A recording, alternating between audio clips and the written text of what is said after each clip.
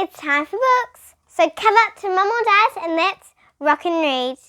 Today, I'll be reading you chapter 27 and 28 of Wayside School Beneath the Cloud of Doom. Chapter 27. Ka-chugga-boop! The ultimate test was over and nobody was sent back to kindergarten. Miss Jules had made up the test so that every one of her students had a chance to shine using his or her special talent. Anyone with nail clippings, she asked. Myron came to the front of the room and dropped 37 clippings into the nail bucket.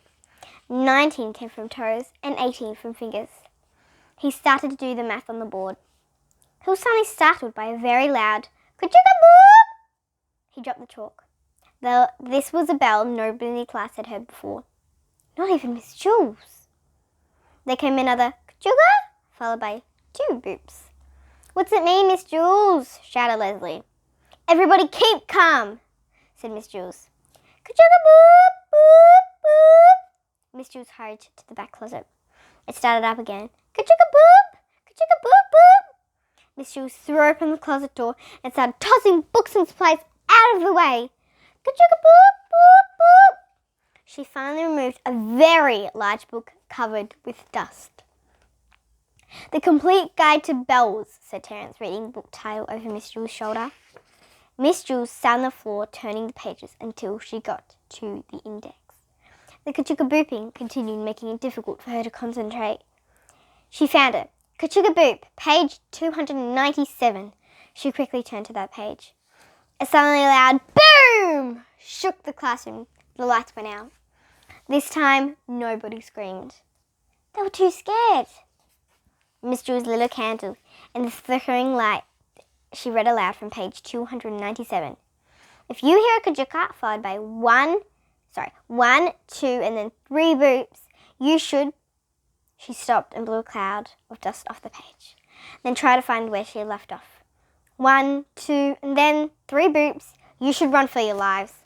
A cloud of doom is about to destroy everything. She dropped the book. Everybody outside, she ordered. Another boom shook the classroom so hard that the clock fell off the wall. The children ran to the door, but it wouldn't open.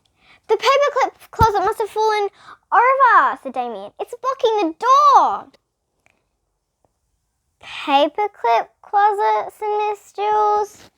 She glared at Jason. Sorry, he said. Jason couldn't keep a secret. Todd, Marisha, Damien, and Lesson all pushed together. Sorry. But the door wouldn't budge.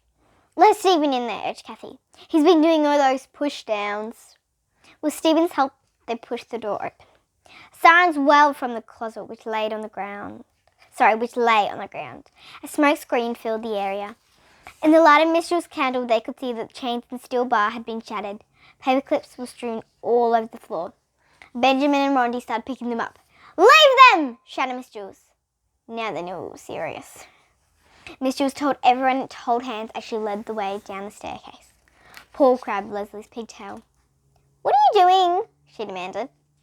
It's either that or your hand, he said. Okay then, Leslie agreed. The ka-chugga-booping continued as more loud booms shook the school. A gust of wind blew out Miss Jules' candle and the class continued down in darkness. Jory stepped on a skateboard which somebody had left in the middle of the stairs. He fell, pulling John down with him. He pulled down Dana, he pulled down Jenny, he pulled down Rondi, he pulled down Terence. The chain reaction ended with Damien pulling down Miss Jules. The class lay sprawled across the stairs as the school shook around them. We're doomed, Mac wailed. Look, exclaimed Baby. A door had opened and there was a light coming from inside a classroom. A teacher stood in the doorway. Quick, come inside, she beckoned. You'll be safe here. She had a long fingernail on her pinky. Chapter 28. The Teacher with the Long Fingernail. Like moths, the children went to the light. Welcome, welcome. Glad you're here. Come in, the woman said, as they filed past and joined the other kids in her class. I'm sorry, I don't have enough desks, but we'll make do. Please find a place on the floor for now. The children did as they were told. They felt safe, even if a bit uncomfortable. They could no longer feel the school shake or hear the kajuga boops. Miss Alves, said Miss Jules, it's so good to see you. How long has it been? Feels like forever, said Miss Alves. I never bump into you in the teacher's lounge, said Miss Jules. We must just keep missing each other. I try not to bump into people, said Miss Alves. Miss Alves was tall and thin. Her skirt and blouse were neat and trim. Her short hair looked shiny and silky and smelled like strawberry shampoo. Everything about her was neat and orderly, except for that one fingernail. And how's Mavis? asked Miss Alves. Mavis was Miss Jules' daughter. Adorable, said Miss Jules. But they grow up so fast, don't they? I wouldn't know, said Miss Alves. You don't look like you've aged a day, said Miss Jules. Very nice of you to say, said Miss Alves. Miss Jules wasn't just being nice. Miss Alves hadn't changed one bit, except for her fingernail, of course, which had grown considerably longer. Calvin walked between the two teachers. Excuse me, Miss Alves, he said. I think I'm supposed to give you this. He handed Miss Alves a folded piece of paper that was so old it tore as Miss Alves unfolded it. She strained to read the faded writing. Oh, okay, she said to Miss Jules, then dropped the note in the trash. Is that the note I gave you to give Miss Alves? Miss Jules asked Calvin. So Calvin was supposed to, in the first book, Calvin was supposed to give a note to Miss Alves that he didn't have, but Miss Alves isn't actually real, and there's no 19th story, as you know, so he couldn't give the note, but then he just found the note in his pocket. I just found it in my pocket, he said, sounding even more surprised than Miss Jules. Miss Jules stared at him. You told me you gave it to her, she accused. I don't think I ever said that, said Calvin. Miss Jules continued to stare as he returned to his seat on the floor. We're just about to have our history reviews, Miss Alves. Who's your best history student? Myron, Miss Jules answered without hesitation. Myron had gotten the highest score on the history portion of the ultimate test. Myron, stand up, please, Miss Alves. He stood. What kind of shoes did Mary Bopkins like to wear? Miss Alves asked him. Who? asked Myron. The kids from Miss Alves' class giggled. No laughing, said Miss Jules. Miss Alves, sorry. We don't laugh at stupid people. Don't feel bad, Myron. You may be stupid now, but once you've been in my class for a few years, you'll know the history of everybody. Mark, would you please tell Myron the answer? A few years? Myron asked. Miss Alves ignored the question. Mike Miller stood up. Which Mary Bopkins do you mean, he asked. The one born in 1808 in Boston or the one born in 1954 in San Francisco? Boston, said Miss Alves. Red boots, said Mark. Excellent, said Miss Alves. Who's Mary Bopkins? asked Miss Jules. Was she famous? Why? asked Miss Alves. Does your class only study famous people? Do you think famous people are more important than people who aren't famous? But there isn't enough time to study everyone, said Miss Jules. We don't play favourites in class. Sorry, in my class, said Miss Alves. She went to the back closet and took out several gigantic sacks of paper. This is everyone born in 1837. She ran around the room handing each student a stack of 100 pages or more. When you finish studying a page, please pass it on to someone else. Myron stared helplessly at his stack. I can't even read this, he complained. I think it's Chinese.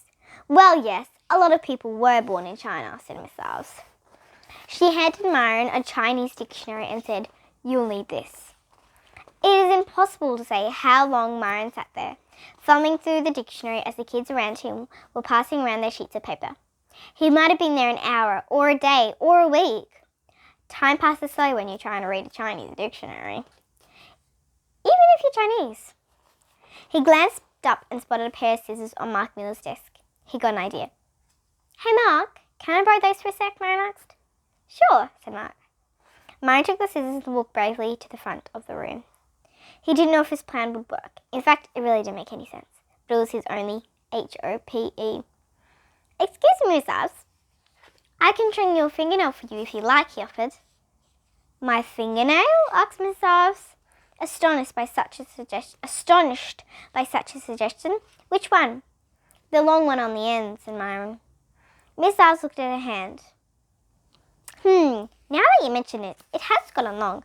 I guess I hadn't noticed because it grew so slowly. She held out her hand.